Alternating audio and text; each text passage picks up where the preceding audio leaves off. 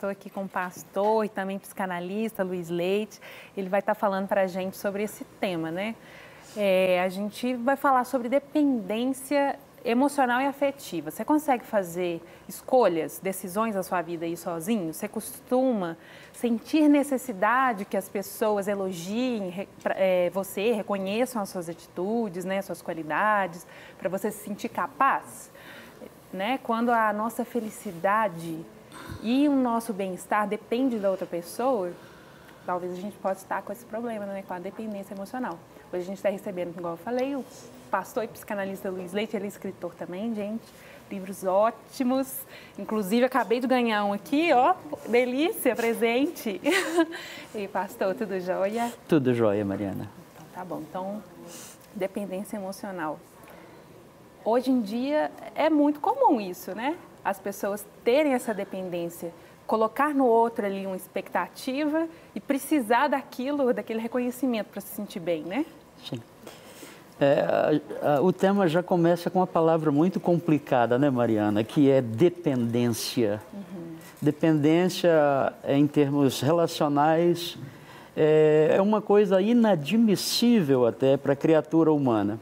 A única condição em que podemos considerar a dependência como plausível, como admissível, é a dependência de uma criança dos seus tutores, daqueles que são responsáveis por ela, não é?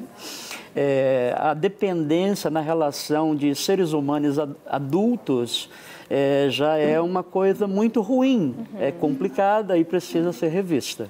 E como que a gente percebe que a gente está depositando ali essa dependência, não só, né, igual você citou o caso da criança. A criança precisa porque, né, do bebezinho nasce ali já dependendo dos pais para alimentação, para o desenvolvimento e tal. Mas a gente, né, como adultos, igual você falou, que é a parte que não é tão legal ser dependente, como é que a gente descobre que a gente está colocando, então, a nossa emoção toda dependendo do outro? A minha felicidade depende de alguém, eu preciso do reconhecimento de alguém. Como é que a gente faz para descobrir? É muito curiosa a relação do indivíduo consigo mesmo. Quando eu não consigo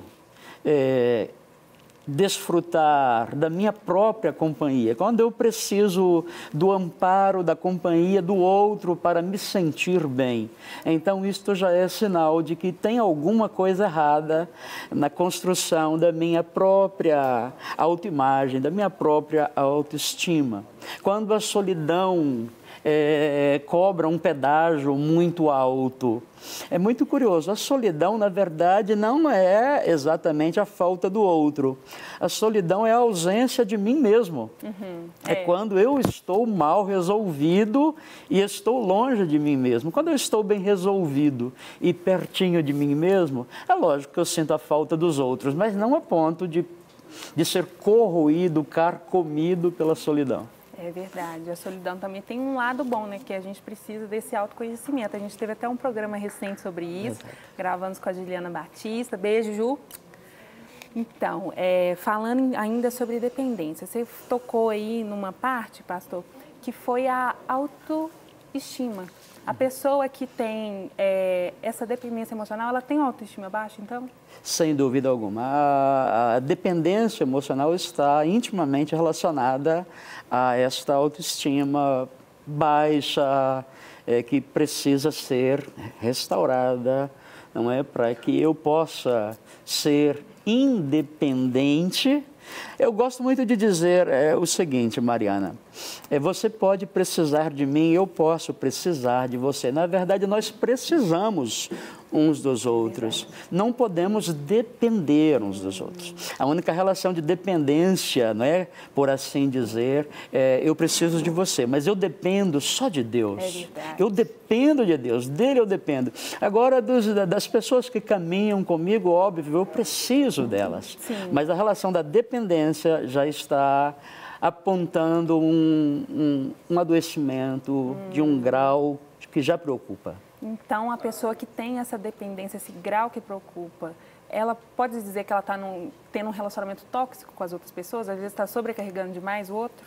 Sem dúvida alguma, esta dependência acaba gerando uma espécie de... É ruim o que eu vou dizer, mas há uma espécie de exaustor de energia, não é? Que exige muito a presença do outro, que cobra muito a presença do outro.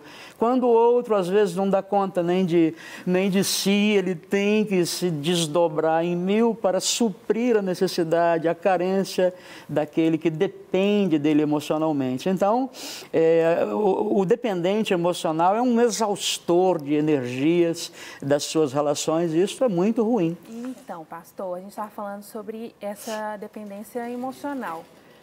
E em relação à afetividade? A pessoa que tem dependência demais nessa parte afetiva da vida dela. A carência afetiva é uma carência natural. Na verdade, nós todos temos esse tipo de coisa, né? Existe uma gradação entre o que é saudável, normal, que faz parte da nossa humanidade, e um limite onde geralmente começa os domínios, né? O território até mesmo de uma patologia, não é? Então a pessoa chega até precisar às vezes tomar alguma medicação, não é só acompanhamento psicológico? Exatamente, porque eu não diria que chegaria ao ponto, né, a carência efetiva, ao ponto de precisar de uma intervenção. Porque a pessoa ser tão carente assim, gente, Jesus tomar um remedinho. Ama, ele pode, né, preencher o vazio que tem no seu coração. Eu não diria que chega ao ponto da necessidade de uma intervenção medicamentosa, né? A não ser que a pessoa é super ansiosa, exatamente, né? Mas aí, exatamente, pode haver a combinação de outros quadros, né? De uma ansiedade exacerbada, que aí quando entra no campo e no território de uma ansiedade descontrolada, aí sem dúvida alguma é necessário tomar um ansiolíticozinho para poder acalmar, né? Porque a ansiedade, ela atrapalha a pessoa em todos os sentidos. A pessoa que ela tem essa dependência emocional, ela também tem essa característica, às vezes, né, de ser ansiosa ou não? Não tem nada a ver. Não podemos dizer que não tem nada a ver, né? Mas é que... há casos e casos. Exatamente, há vários casos e há pessoas que têm o perfil, né, ansioso e essas pessoas, então, dentro de uma relação, quando se desenvolve a dependência emocional, a tendência é que o quadro de ansiedade dessas pessoas se aprofunde mais, não é? E elas têm mais dificuldade de lidar com a ausência do outro, né? Essas pessoas geralmente fazem do outro o seu chão, e quando essas relações terminam, o jargão natural, né, que se diz por aí é que eu perdi o meu chão. É verdade. O seu chão não desestabiliza a vida da pessoa toda, porque estava estruturada tudo ali, né? Exatamente. E se constrói, né? Se uma vida está sendo construída sobre uma relação desse modo, de um modo tão desequilibrado, sem dúvida alguma, a hora que essa relação se partir, a pessoa terá de fato perdido o seu chão e ela vai afundar. Vai ser necessário muita ajuda para ela se recompor. Então, pastor, para a gente finalizar aqui, qual que é o seu conselho, então, para quem vive uma dependência ou que ela é essa pessoa que está focalizando tudo no outro, usando o outro, né, igual o senhor deu o exemplo aí do chão, né, da pessoa precisar da outra, e também aquela pessoa que está sendo o referencial, né? Às vezes aquela pessoa também que está sendo sobrecarregada com tanta demanda, né, que ela recebe do outro ali. Sim. O que ela pode fazer, essas pessoas podem fazer para não ser tão dependente assim, para equilibrar essa situação? Olha, só vou aproveitar para fazer uma propaganda, coisa que nunca fiz nesses programas, sempre participo dos programas aqui, fico agradecido, nunca falo dos meus livros. Eu estou lançando o meu novo livro agora, se chama Pergunte ao Deserto. Olha só, deve ser ótimo esse É livro. ótimo. E a gente acha ele para comprar onde? Ele ainda não foi lançado, está sendo lançado esse mês. Gente, Está saindo esse mês. Primeira mão.